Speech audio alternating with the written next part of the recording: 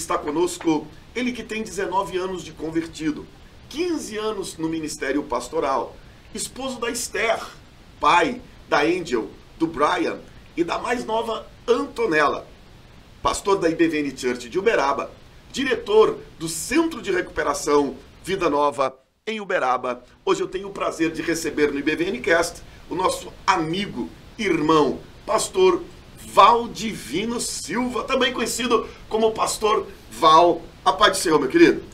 A paz do Senhor, pastor Oliveira. Deus abençoe você, Deus abençoe a todos que estão nos ouvindo. Para nós é uma alegria poder participar desse novo programa IBVNcast, né? Nós estamos ficando famosos agora.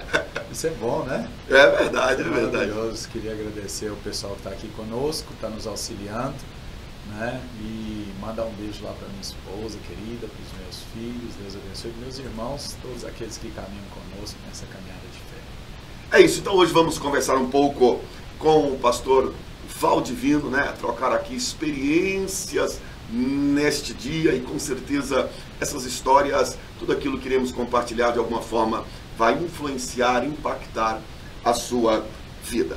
Bom, pastor, não dá para a gente começar tudo isso, senão indo lá atrás, voltando na conversão, aonde tudo começou. Isso, no túnel do tempo. aonde tudo começou, né? Vamos começar aí. Como que era? Vamos tentar entrar um pouco aqui. Valdivino antes do Senhor, esse processo de conhecimento, de conversão, e depois a gente entra nesse ministério pastoral.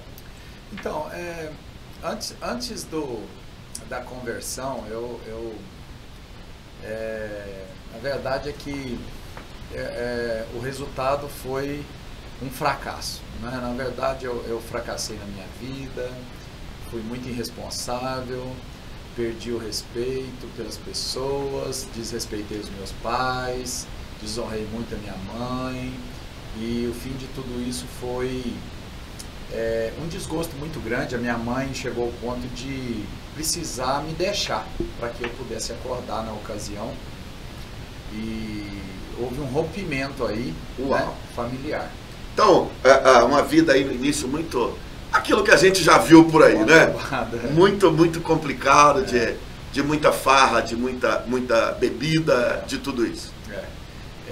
E realmente precisou, né, chegar a esse ponto, porque era muito irresponsável. Eu não ajudava minha mãe na ocasião, então ela e minha irmã decidiram mudar, seguir a vida delas e me deixaram para trás. Isso com quantos anos de idade aí, mais ou menos? Eu estava com 26 anos. 26 anos. 26 anos.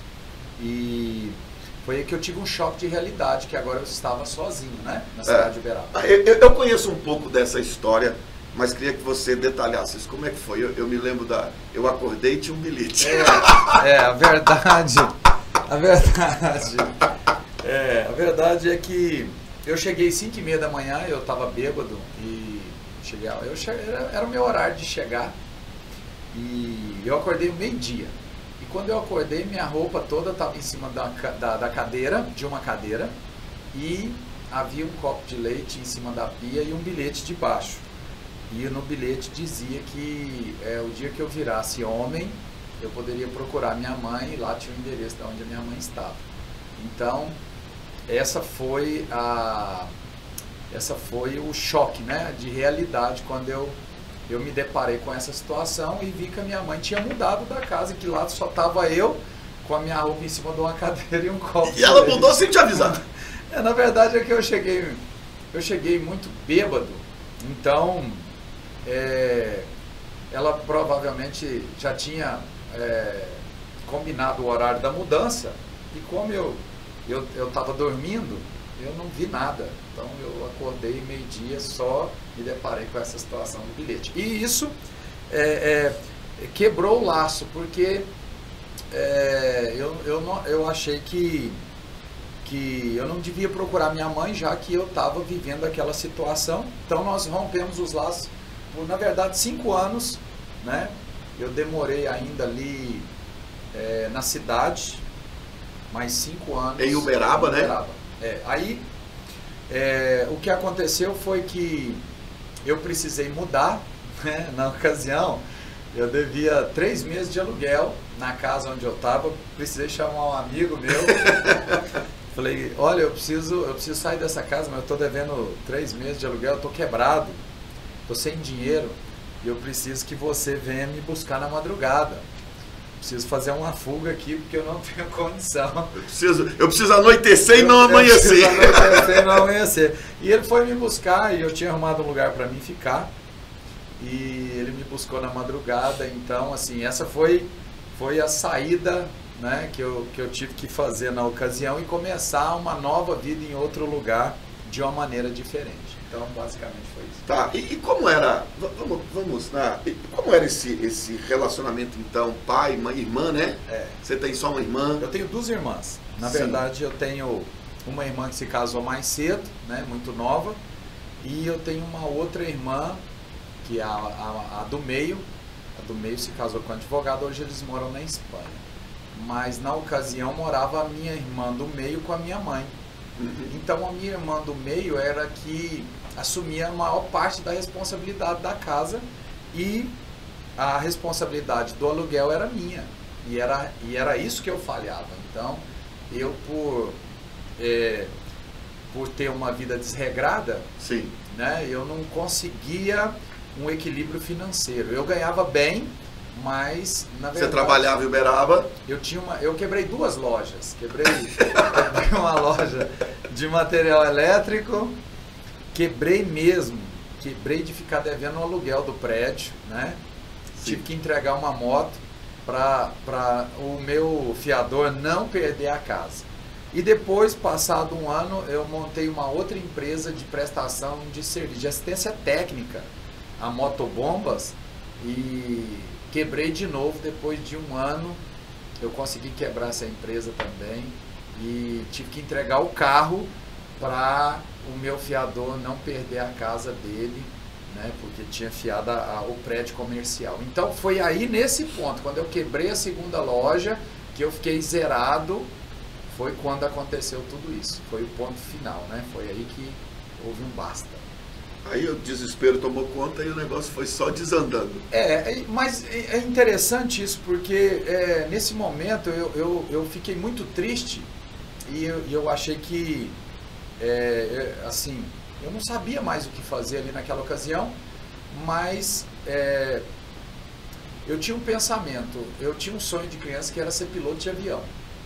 E naquele momento que eu mudei daquela casa e comecei a vida novamente em outro lugar, me despertou esse desejo de ir para o Aeroclube fazer aviação. E foi quando eu procurei o Aeroclube de Uberaba e me matriculei sem dinheiro nenhum no Aeroclube de Uberaba para fazer o curso de piloto privado. E as aulas começaram e eu tinha dividido o curso em 8 prestações. Então eu falei, bom, de alguma forma eu vou conseguir pagar.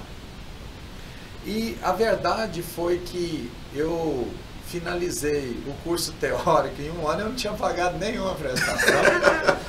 Mas alguma coisa aconteceu, porque eu era o melhor aluno da sala de aula. As minhas notas sempre foram muito boas e eu me sobressaía na matéria de navegação aérea. Eu gostava muito da matéria porque era muito a minha cara, os cálculos. Então, o que aconteceu, finalizando o ano, eu não poderia receber meu certificado se eu não pagasse o curso. Mas o professor de navegação aérea do Aeroclube, ele conseguiu um emprego numa empresa de táxi aéreo. E o que aconteceu? Como eu era o melhor aluno, ele precisava de alguém para substituí-lo. Então, ele me fez o convite, ele perguntou se eu queria assumir o lugar dele por ser o melhor aluno na sala e por ver a minha dedicação, ele ia me indicar na diretoria do Aeroclube para mim assumir o lugar dele. Para dar aula? Para dar aula no Aeroclube de Uberaba. Ok. E eu expliquei para ele que eu não tinha pago o meu curso, que eu ia fazer a prova, né, do Aeroclube e que eu não poderia ter o certificado se eu não concluísse o pagamento. Ele falou, não, eu vou organizar para você dar aula, receber pelas aulas e pagar o seu curso. Então, nós acertamos isso e fomos para a prova. E o que aconteceu foi uma surpresa na prova da faculdade, porque eu acertei todas as questões das 5 matérias, mas na hora de relatar isso no gabarito, eu gabaritei errado. Uau! E o que aconteceu foi que as notas elas viriam 2 meses depois, e logo em seguida que nós terminamos um curso, já começou outro curso, e como eu estava indicado para dar aula, eu comecei a dar aula no Aeroclube de navegação aérea. Sim. E quando saiu o meu gabarito, eu tinha sido reprovado em todas as matérias e teria que refazer a prova novamente. Então, o presidente do Aeroclube me chamou e falou: olha, você errou seu gabarito, você acertou as questões, mas você errou o gabarito, então você foi reprovado. E eu vou precisar tirar você da nossa grade. Aí ele pegou e falou assim: olha, você foi o melhor aluno, você tem a indicação, então eu queria saber de você se você consegue dar aula e fazer sua prova novamente e gabaritar ela da maneira correta. Eu falei para ele que conseguiria fazer isso. Uhum. E foi um crédito de confiança que ele me deu, e realmente eu consegui dar aula para 40 alunos, todos os meus alunos passaram na minha matéria, e eu fui, refiz toda a prova e gabaritei. Oh. E recebi meu certificado técnico. E ali começou a minha história de mudança, porque quando essa porta abriu, eu me vi um piloto de avião, né, mudando de vida completamente. E depois de 2 anos de Aeroclube, esse mesmo amigo que me deu essa oportunidade, ele precisava de um copiloto de avião navegador. Então ele me procurou e disse: olha, eu confio em você para que você seja meu copiloto.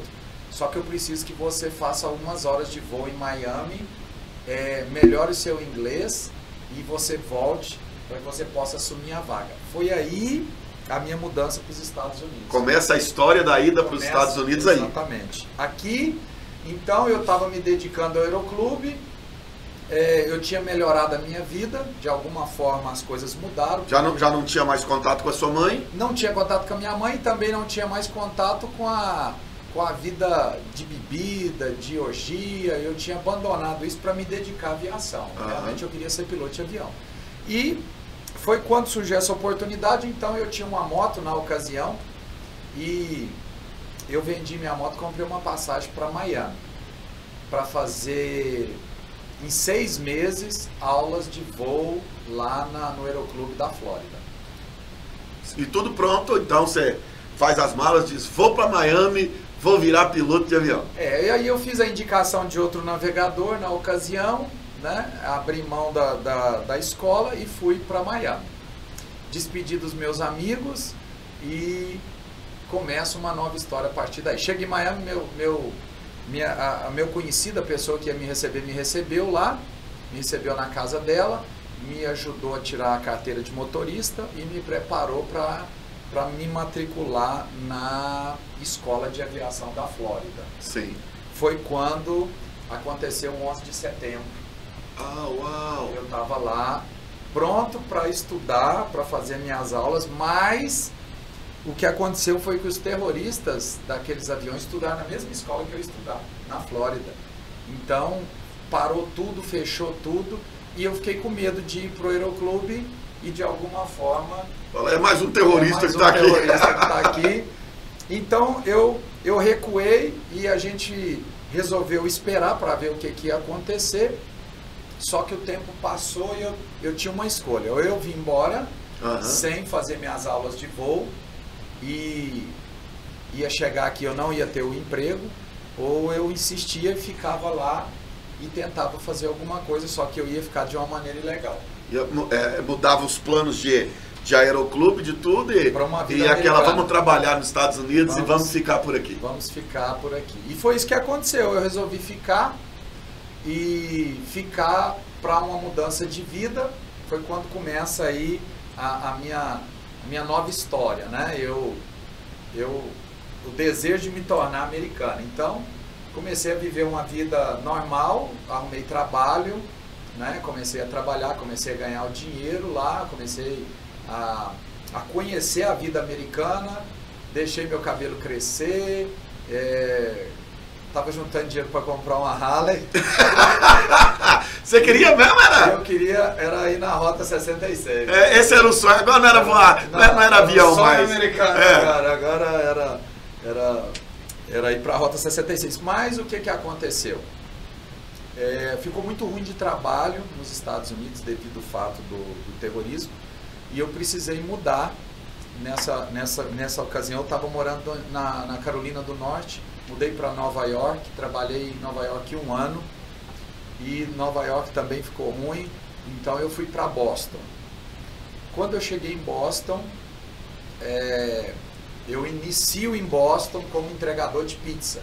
Boston é uma cidade mais antiga, o trabalho na área de construção civil é um pouco diferente das cidades mais baixas, então eu começo como entregador de pizza em Boston. Foi aí que eu arrumei esse emprego na Pizzaria do Grego, um quarteirão ao lado da Igreja Batista Vida Nova de Medford. Uau!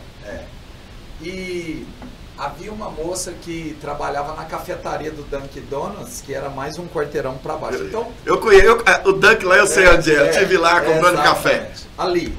Então eu saía da pizzaria, pegava café no Dunkin' e passava na porta da igreja. Isso foi 1 ano. Mas interessante é que na cafetaria, lá no Dunkin', tinha uma moça que chamava Sara. Ela era da nossa igreja, trabalhava no café e ela falava de Jesus para mim. Ela me entregava o café e falava assim: Jesus te ama. Uau! Você é brasileiro, Jesus te ama. Você está aqui porque Deus tem um propósito para você. E eu nem dava ideia para aquela moça. Essa mulher até é louca, eu vim aqui foi para comprar uma Harley. Para ficar rico, né? O negócio de Jesus te ama. E foi 1 ano ela insistindo comigo. E assim, sempre alegre, sempre com uma cara boa. Em 1 ano, aconteceu algo nos Estados Unidos. Eu cheguei em casa, era 1h da manhã, era uma noite de neve. E eu cheguei no fundo de uma depressão. Eu estava muito triste e eu não via razão para viver.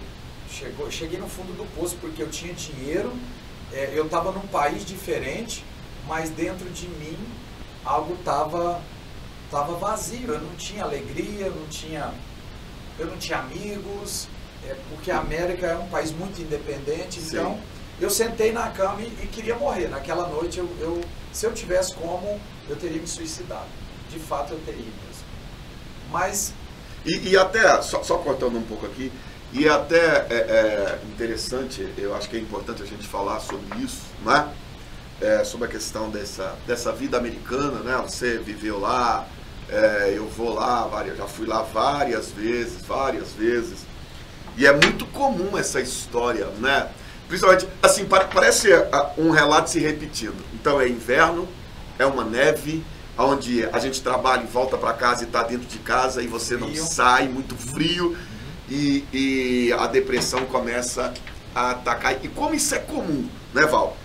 Ali no meio dos americanos, mas como a gente convive mais com a comunidade brasileira, como isso é comum nos Estados Unidos. Porque as pessoas têm a ideia dos Estados Unidos, um lugar onde a gente, vamos ganhar dinheiro e vamos, né? Tudo é bonito. E como é comum essa questão dessa depressão e o quanto o índice de suicídio aumenta na questão do inverno americano, principalmente Boston, porque a neve é muito linda, irmão. Quando você pode ficar dentro de casa um dia e dizer, nossa, que coisa maravilhosa.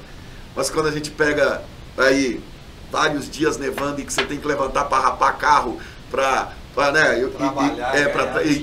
o quanto isso abala as pessoas ali, né? As pessoas veem um lado da América, né? O lado bonito das coisas, mas tem a parte negra. Essa própria individualidade, onde não há muitos amigos, né? Exatamente. Lá, cada um por si. Você está lá para ganhar seu dinheiro, para fazer sua vida igual a todo mundo. Então, ninguém se preocupa com o outro, na verdade. Ninguém está preocupado com seus sentimentos, com o que você está precisando, né? Eu acredito que até por causa da moeda. Porque como é um país de primeiro mundo e um país de oportunidade, todo mundo ganha dinheiro. Então, as pessoas imaginam o quê? Você está ganhando o seu dinheiro, você está trabalhando, mas tem algo dentro de você que precisa ser suprido, né? Com certeza. Então você não tem um abraço, você não tem Ninguém tem tempo para ficar sentando e conversando e batendo papo. Não, ninguém tem tempo, todo mundo tem que trabalhar. É hora de trabalho, é corrido. Então, ninguém vai trocar uma hora de trabalho por um tempo de comunhão. Comunhão, de conversa. Então, isso pesou. Eu estava sozinho, não tinha contato com família. Eu tinha decidido me tornar americano, então cortei todo o vínculo. Só que eu cheguei no fundo do poço e foi aonde por não conhecer o Senhor, eu rezei e pedi se Deus existisse para ele fazer alguma coisa, porque eu não queria morrer lá sozinho. Sim. E então aquela noite eu dormi, acordei de manhã, parecia que eu estava pior do que na noite anterior, e fui escovar os dentes, eu olhava no espelho e Deus me mostrou assim o cabelo, e veio assim algo dentro de mim e falou: é o cabelo. É porque você nunca usou um cabelo grande, esse cabelo não tem nada a ver com você. Se você cortar o cabelo, vai melhorar. Você vai ficar legal. E eu tava tão ruim que eu pensei, eu vou cortar o cabelo, vou lavar a roupa, e era minha folga na pizzaria, então eu tava tranquilo. Então eu peguei minha roupa, coloquei na caixa para lavar e saí de casa. Mas eu tava tão assim perdido que eu passei um sinal fechado e acertei o carro de uma brasileira. Uau! Honda. Eu rebentei o carro dela no meio. E aquela hora eu parei ali e em 5 minutos a polícia chega, os bombeiros chegam e eu desci do carro e fui ver ela. E quando eu vi ela, ela falou: nossa, você é brasileira. Ela começou a chorar e falou: fique tranquila, eu não vou falar nada que...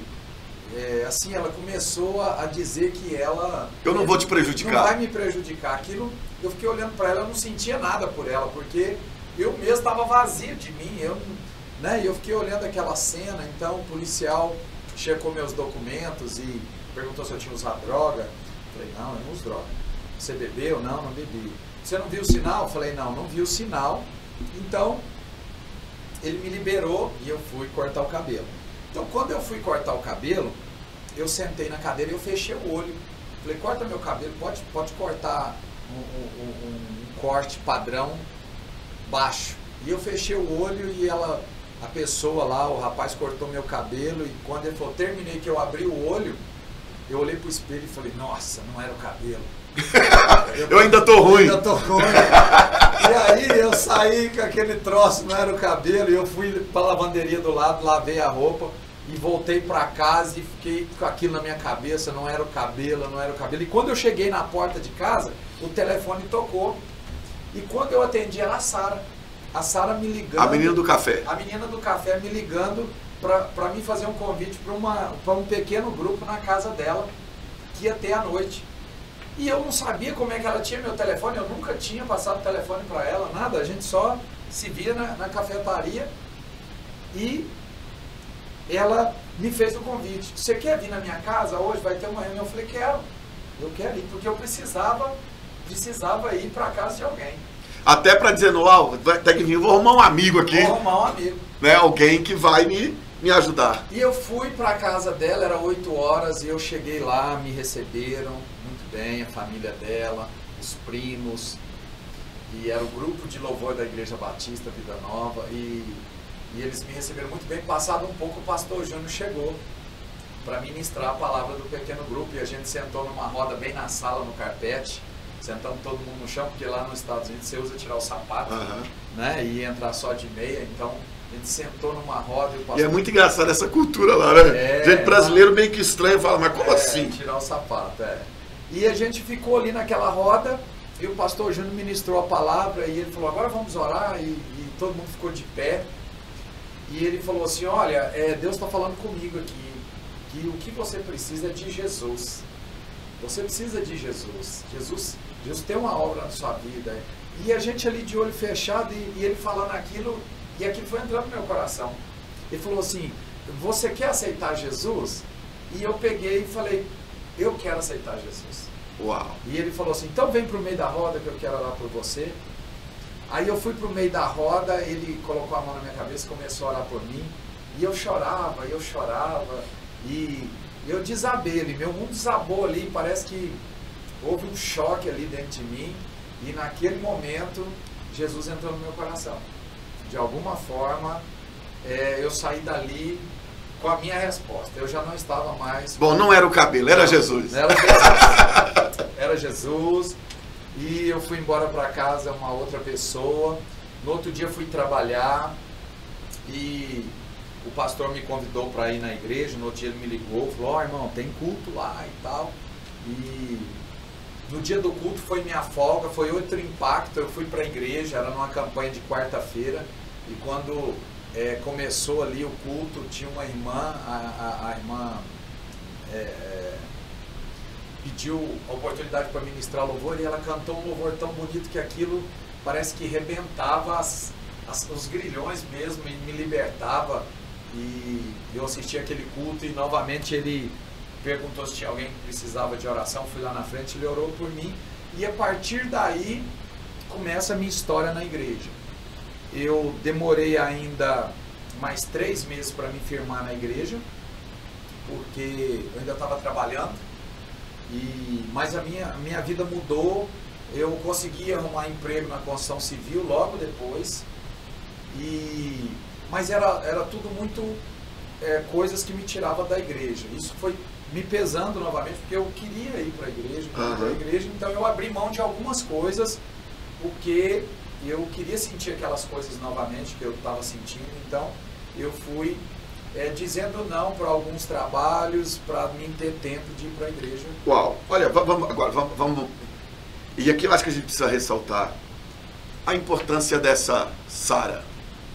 Alguém que está num café e dizendo, toma aqui seu café, Jesus te ama. Jesus te ama. É isso, é brasileiro, Deus tem um plano na sua vida. Exatamente, esse era o papel. Ou seja, não precisou de uma mensagem teológica, não precisou de nada muito dentro de uma homilética, nada muito, mas alguém que se dispôs a ser instrumento de Deus, alguém que se dispôs a ser esse canal de Deus, muito simples. E objetivo. Jesus te ama, tá aqui. Jesus te ama. E dizer uma hora, pegar e ligar, dizer, olha, tem um culto aqui, vem aqui. E acho que a gente precisa pensar nisso, olhando hoje a sua história, e eu quero que você, né, eu te conheço, eu sei que você vai compartilhar um pouco de tudo isso aqui, mas que a gente ressaltasse para essas pessoas que estão nos assistindo, que às vezes tem o desejo de dizer, não, eu queria tanto ser usado por Deus, e entender que é tão simples isso, e que talvez você pode ser a resposta, como você disse, eu não tenho entendimento, eu rezei lá, ou seja, como você pode ser a resposta da oração de alguém de uma forma tão simples, não é, pastor Valdir?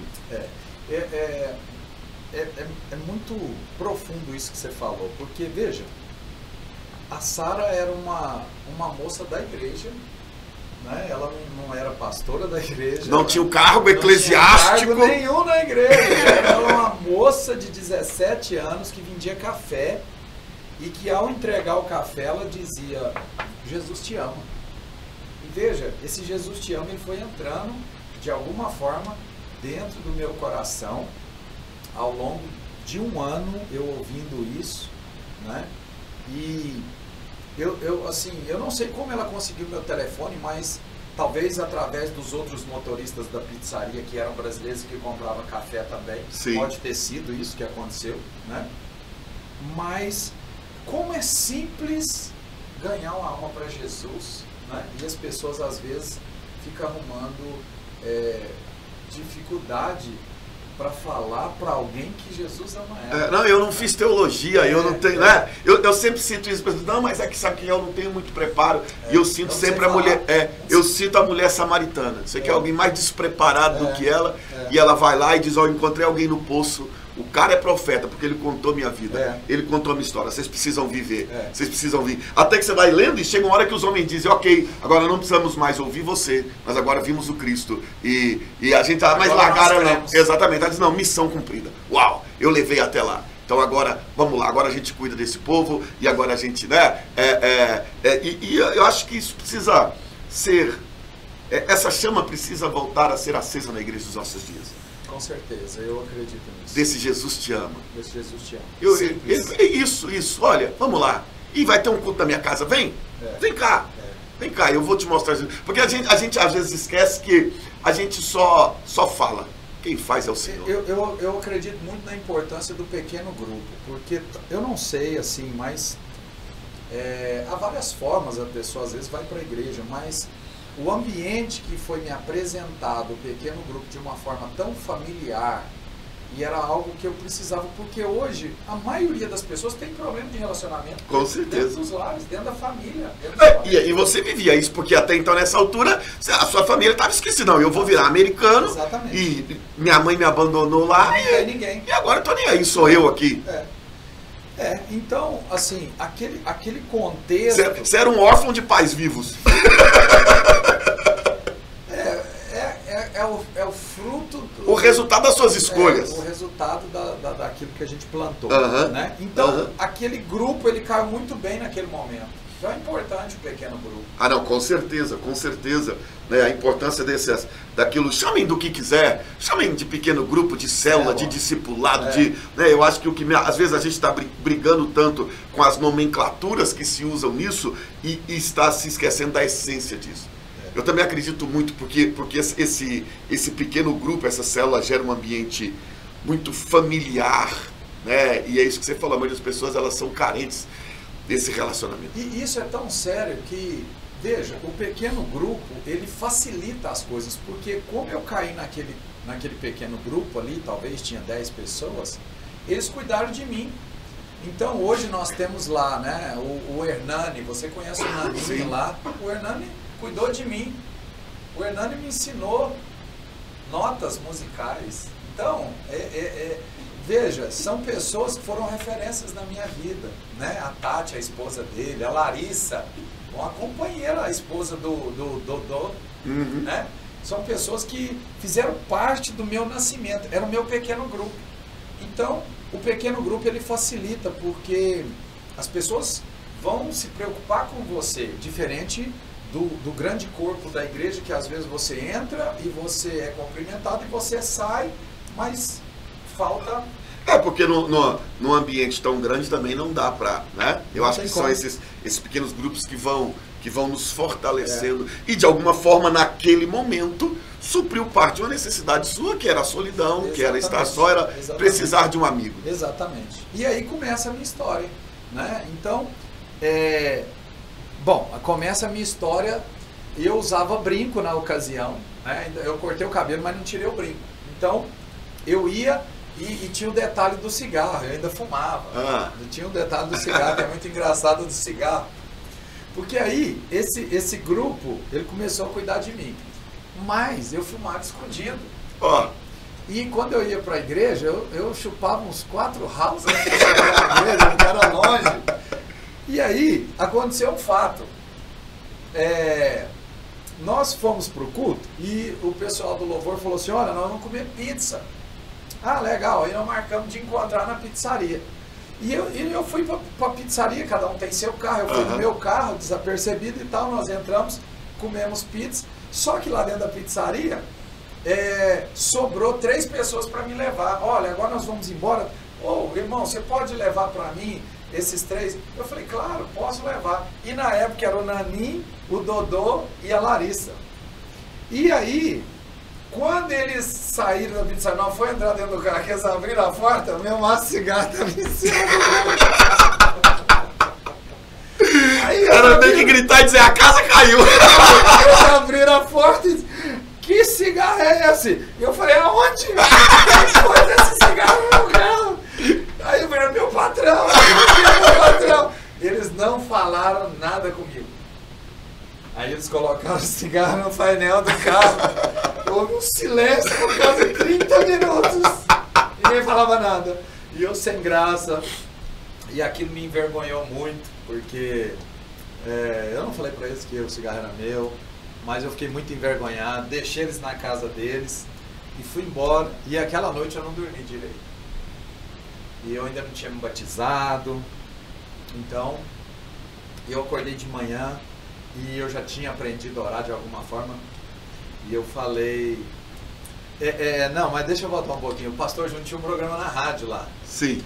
E eu estava na construção, talvez isso aconteceu uma semana antes. Olha que interessante. Eu estava lá na garagem, reformando uma casa.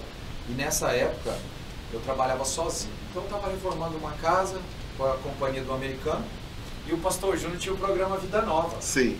E na hora do almoço eu liguei o rádio da van, tinha almoçado e estava fumando um cigarro sentado, ouvindo o programa. E aí, foi bem na hora que o programa ia acabar, ele falou, vamos orar, eu quero orar com você. Aí, e eu, ali ouvindo a oração, ele falou assim, eu quero orar por você, você que está aí agora sozinho nesse lugar, você acha que Deus não está te vendo? Deus está te vendo. E você está aí fumando esse cigarro? Eu quase engoli. Eu falei, como? Esse cara tá me filmando aqui. Quem me viu aqui, falou. E aí, rapaz, eu comecei a chorar com o cigarro na mão, eu joguei aquilo fora. Enfim, mas depois de uma semana aconteceu isso. E realmente eu fiquei envergonhado. E no outro dia eu levantei de manhã e falei, olha, nunca mais eu vou pôr esse troço na minha boca.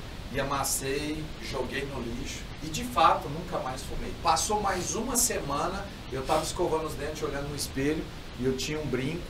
E quando eu vi assim, o brinco parece que encheu o espelho assim, ficou aquele brincão assim. Aí uma voz falou assim, você é muito bonito, você não precisa disso. E aí eu fui e tirei o brinco, assim, olhando no espelho. Tirei o brinco, nunca mais usei brinco. E aí me bateu um desespero de batizar. Eu conheço um pouco, essa história é interessante. Eu entrei numa paranoia.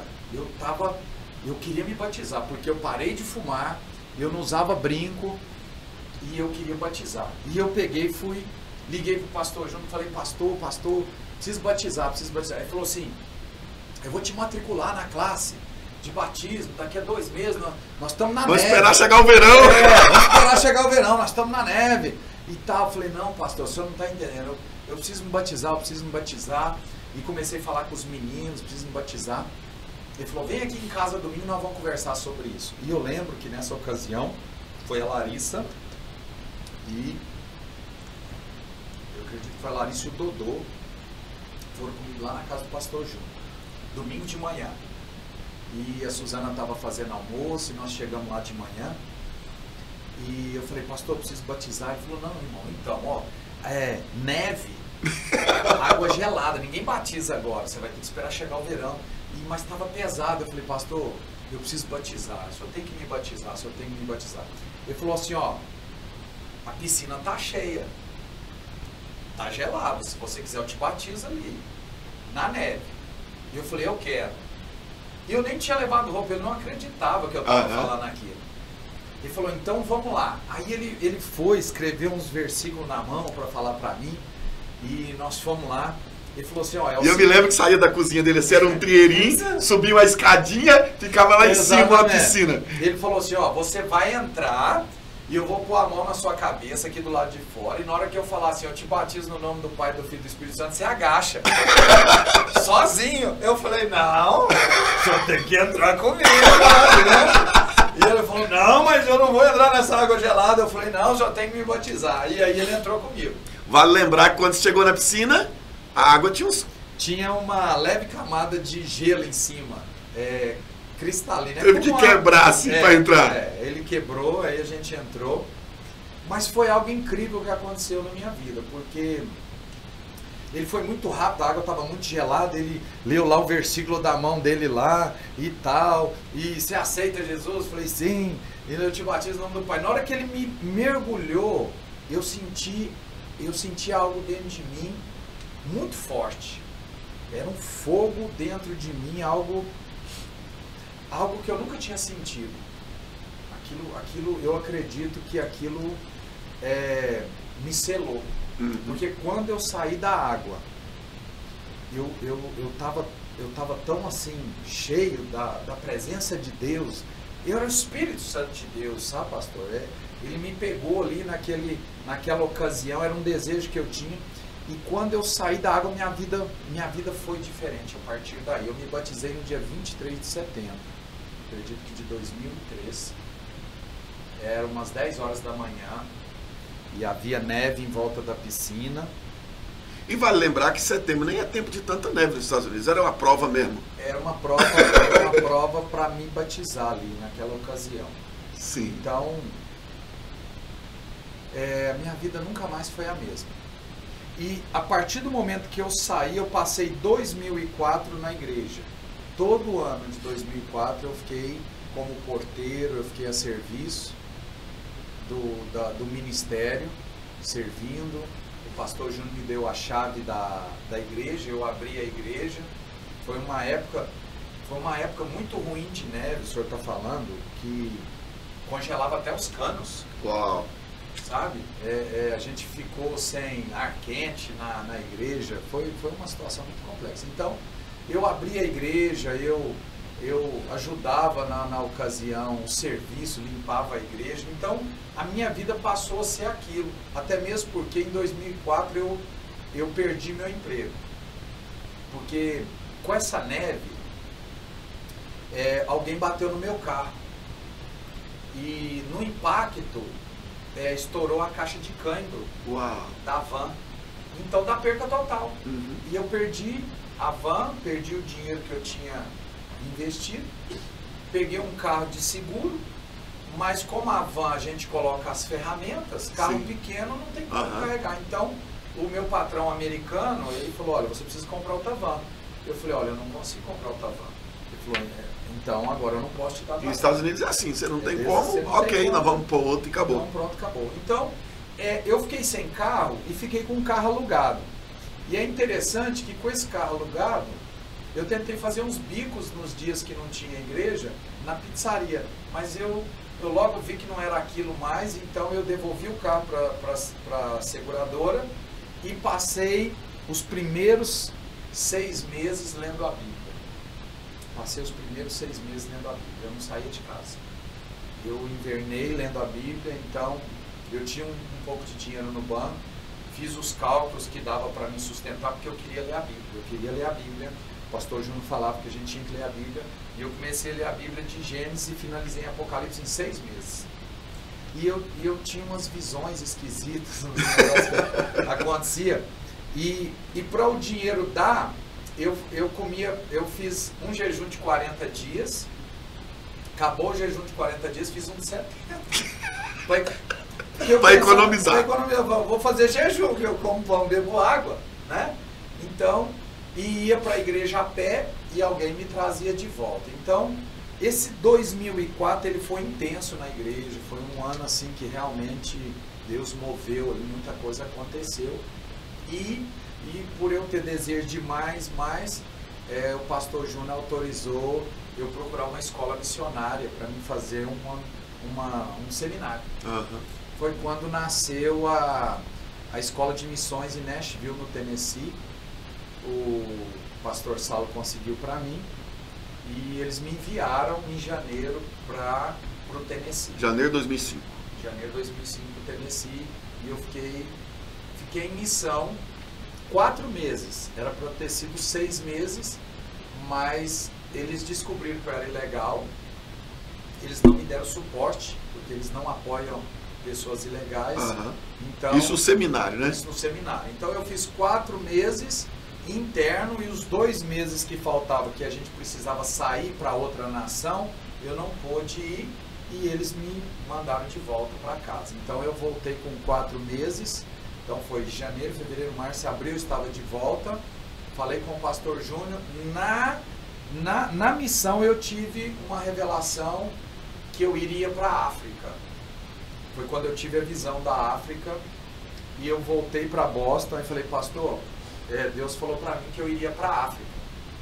Ele falou, não, irmão, você acabou de fazer missão, eu preciso de você aqui e tal. Falei, pastor, Deus me mostrou assim e tal. Ele falou, vou orar. E aí eu falei, vamos fazer um jejum de 40 dias? Ele falou, vamos, eu vou fazer esse jejum com você. E nós fizemos um jejum de 40 dias, e no último dia do jejum, deu numa campanha de quarta-feira, eu estava lá em Medford, afinando o violão para fazer o louvor. O pastor Júnior chegou, colocou a bolsa dele assim, dobrou os joelhos na primeira fileira de cadeira, que ele sempre fazia isso. Sempre faz É isso. a disciplina dele, é o hábito. Então, ele orou, ele subiu em cima do altar, botou a mão no meu ombro e começou a chorar e falou, Deus falou comigo, você vai para a África mesmo. E eu vou te abençoar, é um desafio, você tomou uma decisão, né? Então, eu vou te abençoar. E ele me abençoou, nós fizemos 30 dias de missão, um culto de missão, né? E ali...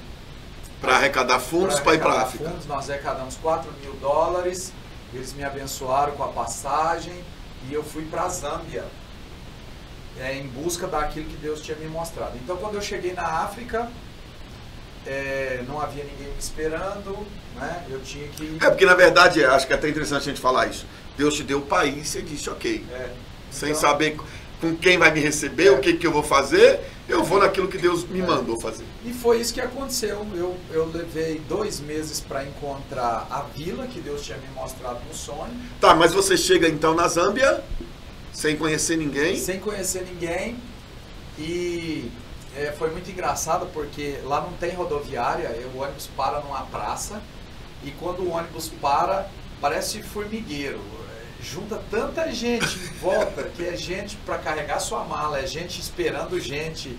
Então, assim, e como o ônibus lá ele tem 70 lugares, enquanto aqui no Brasil é 50, lá tem 70. Então, eu era o último do ônibus e fui olhando aquele monte de gente pressionando de todos os lados lá fora. Eu falava assim, meu Deus, e agora? O que eu vou fazer? E nessa caminhada do corredor, Deus falou comigo, vai descansar. Então, eu tinha 2 malas no bagageiro e a minha viola carregando. E quando eu cheguei na porta, no meio de todos aqueles que estavam ali de cor negra, um brilhou mais do que o outro. Eu acho que era um anjo negro, brilhou mais do que o outro. E eu olhei para ele assim, e Deus falou comigo, vai com esse aí, ó. E ele, táxi, táxi. Eu falei, táxi, táxi. Aí peguei o táxi, ele foi lá, pegou minhas malas, e eu entrei no táxi e ele falou, para onde nós vamos? Eu falei, eu preciso descansar. Eu falei, eu quero ir para o hotel, né? A língua lá é inglês. E ele me levou para um cortiço. Não era um hotel, ele me levou para um cortiço. Era um lugar simples, né? Uma hospedaria simples, mas que quando caía a noite aquele lugar se transformava. Uau! E eu quando eu cheguei, achei tudo muito legal, né? Muito bacana. Tudo é muito novidade. Muita novidade, eu tô na África, né? Deve ser assim, né? Deve ser assim. E eu lembro que eram umas 6 horas e eu acordei, eram umas 4 horas da manhã, porque foi uma viagem longa, eu estava muito cansado. Mas eu via tanta movimentação dentro do hotel e gente pra lá, e falei, gente, que lugar que eu tô, né? Então eu falei, esse lugar parece que não é muito legal, não. Muito movimentado à noite, né? Mas aí logo no outro dia eu saí para ir no centro, na Lan House, encontrei um rapaz numa barbearia. Eu passei pela barbearia, quando eu passei, Deus falou para mim, volta e fala com esse rapaz. Eu voltei na barbearia, eu estava ouvindo uma música do Hillsong, e eu comecei a conversar com ele e tal, perguntei se ele era evangélico, ele falou que era, e ele começou a perguntar para mim as coisas, eu falei, tô hospedado ali e tal, ele falou, não, lá não é um lugar para você se hospedar e tal, e me leva lá. E eu levei ele lá, e ele não falou nada, ele falou, amanhã vai ter uma reunião com o meu pastor e os membros da igreja, você quer participar? Eu falei, claro, eu quero participar. Então aquela noite ainda eu dormi, era no sábado, no domingo ele me levou até a casa desse pastor, e eu participei dessa reunião de obreiro, e ali eu recebi o convite do pastor para mim ficar na casa dele. E esse pastor me cedeu um quarto. Então esse menino voltou, esse jovem voltou comigo, nós pegamos as minhas malas e eu fui morar com esse pastor, eu morei com ele 2 meses. E dentro desses 2 meses eu comecei a me conectar com pessoas, e dessas pessoas me levou na vila. Quando eu cheguei na vila, que eu tinha visto pelo sonho, ali eu tive certeza que era o lugar. É aqui que Deus mandou. É aqui que Deus mandou. E ali nós começamos o nosso trabalho. Eu trabalhei com o pastor local da vila, servindo ele. Fizemos um trabalho de reforma, construímos uma escola, uma sala de aula para... Inicialmente parecia que era a sala de aula da escola bíblica, né? Das crianças. Mas se transformou na nossa escolinha, na pré-escola, pré-1, pré-2 e pré-3. Então eu comecei ali aquele trabalho com eles, sempre servindo o pastor local, porque como não é a minha língua e não era um trabalho que eu estava começando, então eu estava fazendo um trabalho paralelo. Mas nós tivemos ali manifestação do poder de Deus. Quando eu cheguei na igreja, era uma igreja que tinha sido construída por um inglês, há 20 anos atrás, ele tinha morrido de tanta malária, e assim, a vila estava bem judiada mesmo. Então nós começamos esse trabalho, havia 8 pessoas no primeiro culto, e nós fizemos um trabalho de evangelização. Quando eu saí da África, havia 180 pessoas nessa casa. Fizemos 4 casamentos na igreja. Eu costumo dizer que meus casamentos começaram na África, né? Mesmo solteiro, nós fizemos 4 casamentos.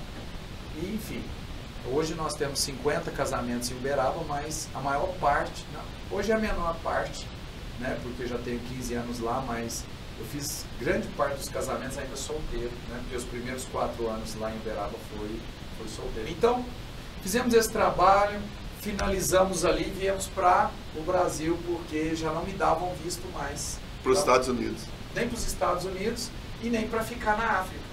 Eu uau. tinha que sair, porque eu já tinha revalidado demais e eu precisava sair para mim voltar depois, porque os meus vistos eram sempre de turista, não eram vistos de trabalho. Então eles venciam, renovava, vencia, só que quando venceu, eu tentei em Moçambique trocar de passaporte, porque estava vencendo, mas não deixaram eu ficar.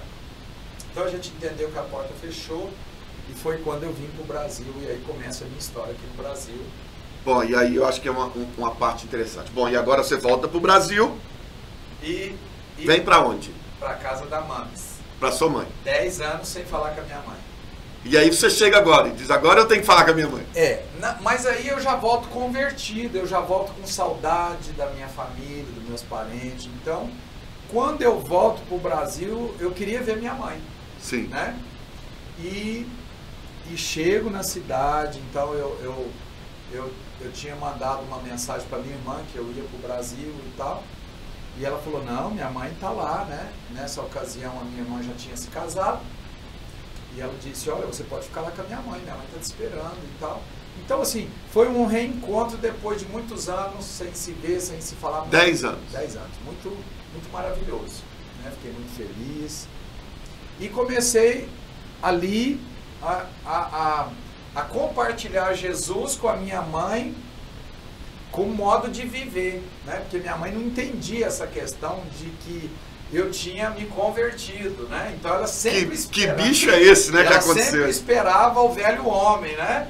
Mas era um novo homem. Então, por Uberaba ser a cidade onde eu nasci e por ter sido o lugar onde eu fiz muita coisa errada, eu não queria ficar em Uberaba. Então eu vim para Goiânia.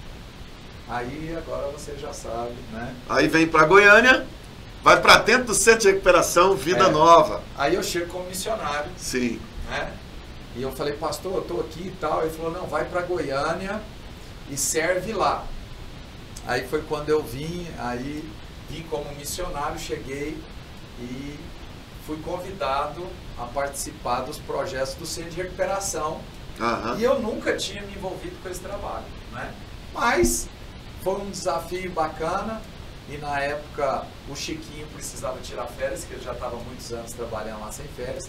Então, logo quando eu comecei, assim, houve um consenso de que eu poderia, né, junto com o Juliano, na ocasião, ficar lá e ajudar. Então, o Chiquinho foi tirar férias e deixou para nós, né, o Centro de Recuperação, e a gente fez um trabalho bacana com os meninos, dentro daquilo que a gente fazia na missão, né?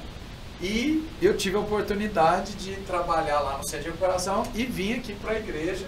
Começou a congregar aqui. Comecei a congregar aqui e a servir junto com o senhor no Ministério de Louvor da igreja. Eu lembro de tudo isso. E aí foi uma experiência bacana, foram 6 meses, né? Eu acredito que foi o suficiente. E foi quando a pastora Eleus, ela me abençoou para voltar para Uberaba. E eu estava, depois do louvor, estava sentado, a pastora Eleusa falou assim, olha, missionário, Deus tem uma obra para você lá em Uberaba. Deus tem uma grande obra para você em Uberaba. E foi tão assim que eu recebi aquela mensagem, no outro dia eu já estava de mala pronta. Só que muito interessante, eu não tinha ainda tido uma experiência de pastorear a igreja. Então, eu volto para Uberaba com essa palavra da pastora, dentro do ônibus. A minha tia de Monte Carmelo, é pastora, me liga dentro do ônibus. Eu voltando para Uberaba, ela falou, filho, a tia, ela tinha um caroço assim no pescoço, grande. E ela falou, a tia conseguiu, vai fazer cirurgia. Só que eu não tenho obreiros. E eu preciso 3 meses sem falar nada. E eu queria ver com você se você pedir a bênção do seu pastor para você vir me ajudar. Eu falei, tia, beleza, eu vou falar com o pastor. E eu mandei uma mensagem para o pastor Júnior. Falei, pastor, minha tia, tal, assim. Ele falou assim, não, eu te abençoo, pode ir. Então eu cheguei em Uberaba, abracei a minha mãe, beijei a minha mãe. Tô indo de novo. Troquei de mala, já fui para Monte Carmelo. E quando eu chego lá, na casa da minha tia, ela falou, olha filho, você vai ficar aqui em casa. E me passou todas as coordenadas, falou, olha, agora a igreja está na sua mão. Então foi muito bacana, porque quando eu cheguei, eu tive aquela experiência da África. A igreja dela era uma igreja muito pequena, tinha 15 pessoas na igreja dela. E nós fizemos um trabalho de 3 meses, e eu saí de lá e deixei 80 pessoas. Mas foi um trabalho de estruturação, porque não tinha ministério de louvor, tinha oportunidades, eu precisei unir aquelas pessoas para a gente transformar aqui no ministério de louvor, comprar os instrumentos para a igreja, enfim, foi um tempo de estruturação, né? E foi a minha primeira oportunidade pastoreando. Então ela realmente fez a cirurgia, ela não podia falar, né? Uhum. E ela ficou de repouso por 2 meses, sem nem ir na igreja. O último mês ela começou a voltar, e quando ela volta, ela já encontra já uma igreja mais estruturada, né? E foi assim, um tempo maravilhoso, porque o genro dela trabalhava comigo na igreja, né? A filha dela me ajudou nessa estruturação das mulheres, porque por eu ser solteiro, então assim, eu dependia sempre de um casal para me ajudar. Então, porque tinha as mulheres, tinha que lidar com as mulheres, então Deus me deu a filha, que é a minha prima, e o genro, para me ajudar nessa estruturação. Então foi minha primeira experiência. Quando eu volto para Uberaba, eu já tinha essa experiência pastoral dessa igrejinha. Então quando eu voltei para Uberaba, eu comecei o pequeno grupo, culto no lar. Eu comecei a fazer essas reuniões de célula. E eu peguei e ganhei eu tinha uma família, eles são uma mãe com 11 filhos, da velha vida. E a gente era muito amigo e tal. E essa mãezona, a matriarca, ela era da Igreja Universal. Então quando eu cheguei em Uberaba, eu fui visitar e rever os filhos e tal. E quando eu estou lá conversando com ela, chega uma das filhas com o marido. E ela começa a ouvir eu falar com a mãe e tal. E naquele dia, ela entregou a vida para Jesus. Uau! Na sala, conversando com a mãe, eu falei, vamos orar. E ela e o marido, eu falei, então vamos orar. E talvez você quer entregar a vida para Jesus. Fiz o apelo. O casal entregou a vida para Jesus. E ali nós começamos as reuniões. Foi o meu primeiro casal, minha primeira experiência. Os primeiros membros de Uberaba. Os primeiros membros de Uberaba. Mas foi interessante porque, como eram 11 filhos, cada filho era casado, então dava 22 pessoas. E eles tinham uma média de 2 a 3 filhos cada. Já estava uma igreja cheia? Não, 60 pessoas. Era lindo fazer as células porque dava gente demais e eles ainda convidavam alguém. Então Deus falou para mim assim, faz uma campanha de 7 semanas, cada semana na casa de um. Então a gente fez aquela campanha e na 7ª semana que a gente encerrou, eu anunciei a abertura da igreja. Eu falei, pastor, é muita gente. Ele falou, não, abre a igreja. E aí ele me abençoou, eu anunciei. E foi muito interessante, porque nós anunciamos a abertura da igreja. E eu, como estratégia, eu falei, nós vamos abrir a igreja, então, dia 2 de março de 2007. Que foi a do Leblon. Que foi a do Leblon. E era feriado, de 2 de março é aniversário de Uberaba. Eu falei, ninguém trabalha, nós vamos abrir a igreja, o primeiro culto inaugural. E aquele monte de gente, eu estava empolgado. Então, a gente organizou tudo, eu consegui o prédio e tal, tudo pronto. Aí, agora vamos inaugurar. Vamos inaugurar. E cadê o povo? Aí de 60 pessoas, chegou 20 pessoas. E eu falei, bacana, 20 pessoas. E aí começaram as desculpas. Foram pro rancho, foram, blá.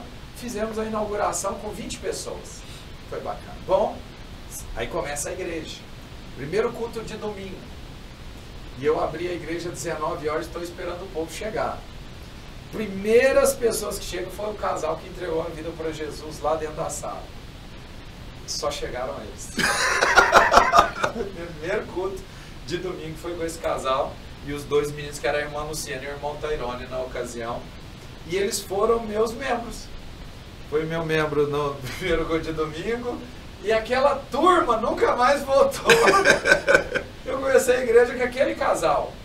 Mas a partir daí Deus foi enviando novas pessoas, nós começamos a tudo de novo, né, fazer aquele trabalho e foi chegando, as pessoas foram chegando e tomando aquela forma de igreja, né? E hoje está lá, IBVN Church. IBVN Church Uberaba, 15 anos. Fica onde em Uberaba, pastor? Dá o endereço aí pro pessoal. Hoje nós estamos na Rua Rodrigo Soares, 69, no bairro São Benedito, ao lado do shopping. Nós já estamos ali, já temos 4 anos. Isso, está lá essa igreja abençoada, e crescendo, e o centro de recuperação. Há 12 anos, né? Agora nós estamos já em sede própria, né? Ganhamos esse terreno da prefeitura e nós nessa segunda fase agora de construção, nós já estamos fechando já 1 ano de funcionamento de recuperação, já temos agora... Na nova sede. Na nova sede, uma acolhida fazendo 9 meses agora. Né? E a ideia para 2023 é a gente iniciar o nosso acolhida feminina. Olha só. Então tá aí, essa é um pouco da história do pastor Valdivino, com tudo o que aconteceu, a forma de Deus agir, né? A gente não vê coincidências, mas cristoincidências. Deus, eu costumo dizer, Val, e até para a gente já ir aqui encerrando, Deus não está procurando pessoas capacitadas, Deus está procurando pessoas disponíveis. Ou seja, você se converteu, se dispôs, diz: Deus, estou aqui, é isso que o Senhor tem para a minha vida. E aí as pessoas dizem: eu queria tanto ir para a África, eu queria tanto isso, queria tanto... Nossa, eu queria ter vivido o que o Val viveu, mas nunca se dispuseram, né? E eu acho que esse é o grande segredo da gente se dispor e ser esse instrumento de Deus. E até para que a gente conclua tudo isso, mas eu queria que você falasse um pouco sobre essa importância, sobre essa questão de se permitir ser instrumento de Deus, de se dispor, né, a ser a resposta de oração de alguém. Né? O que você tem a dizer sobre isso aí para a gente finalizar? Eu acredito que, assim como lá atrás eu tinha uma necessidade e de alguma forma eu falei com Deus do meu jeito, do outro lado tinha alguém que estava dizendo: eis-me aqui. E a forma que ela foi usada, muito simples, foi: Jesus te ama. Então, as pessoas, elas precisam parar de arrumar barreiras e simplesmente abrir o coração para essa realidade de que às vezes o que é preciso é você dizer para alguém que Jesus ama ela. É só isso. Porque ainda hoje tem gente orando com depressão. Exatamente. Ainda hoje tem gente orando dizendo: eu queria que minha vida mudasse. Exatamente. Né? Tem alguém pedindo socorro.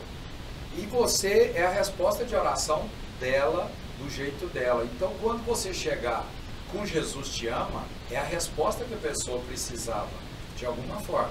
Então, tudo começa simplesmente você não fechando, mas você abrindo a porta, né, que é abrir a sua boca. Você, né, pode liberar só essa palavra: Jesus te ama, Jesus tem uma obra na sua vida, e quem vai fazer o resto é Ele. Então, assim, você precisa abrir mão, né? Você precisa abrir mão, às vezes, do seu conforto, você precisa abrir mão de coisas, né, que às vezes te bloqueia de você ir até alguém, seja no seu trabalho, na sua escola, né, na rua, no ponto de ônibus. Hoje a gente tem aí os Ubers, né, dirigindo o seu carro, não sei onde você estiver, Deus te colocou ali com um propósito. E o propósito é: diga para alguém que Jesus te ama e que Ele tem uma obra na sua vida, e que esse Jesus que você está compartilhando seja o Jesus da sua vida, seja de fato aquele que brilha na sua vida, que seja a luz para iluminar a vida de outras pessoas. Então, outra coisa que às vezes as pessoas também, elas arrumam uma desculpa, é que eu sou solteiro. Ah, mas quando eu me casar, eu vou fazer a obra. Na verdade, tudo começou comigo solteiro. Eu me casei com 39 anos, já tinha 4 anos de ministério. Fui pastor da minha esposa por 2 anos, sem imaginar que ela seria minha esposa. Então, depois de 2 anos, Deus abriu os meus olhos, né? Cuidei de vários jovens, enfim. Nunca foi motivo de não fazer a obra porque era solteiro, né? Então, às vezes eu vejo essas dificuldades. Ah, eu ainda não me casei. Quando eu me casar, eu vou fazer a obra. Não, Jesus está te chamando agora, né? Ele chegou agora. Você está solteiro? Faça a obra solteiro, né? Você se casou? Faça a obra casado. Então, não há motivo para não fazer. O motivo é você não querer fazer, porque se aconteceu comigo, e eu sempre falo isso, né? É irresponsável, é um histórico ruim, né? Eu não tinha nada que agradasse a Deus, muito pelo contrário, eu era uma pessoa imoral, eu era uma pessoa pornográfica. A partir da minha conversão, levei 7 anos para me relacionar, e durante 7 anos não tive nenhum problema mais com estas coisas. Então eu entendi a libertação, né? Então não é desculpa para não fazer. Eu acredito que as pessoas precisam colocar se dispor o coração dela à disposição. Uau, é isso, tá? Espero que esse testemunho possa ter de alguma forma ajudado você, te encorajado, tá? E de alguma forma possa ter aí contribuído com a sua vida. Eu quero agradecer aqui, pastor Val, o Val Divino, esse amigo, esse homem de Deus que sempre tem também me ajudado. A gente conversa muito, troca umas ideias, e sempre que ele vem a Goiânia, ou que eu tenho o prazer de ir até Uberaba, é um tempo muito proveitoso, a gente aprende muito, né? E eu quero louvar a Deus pela sua vida, Val, te agradecer aí, que Deus possa te abençoar, continuar te usando aí, em nome de Jesus Cristo, aonde você estiver.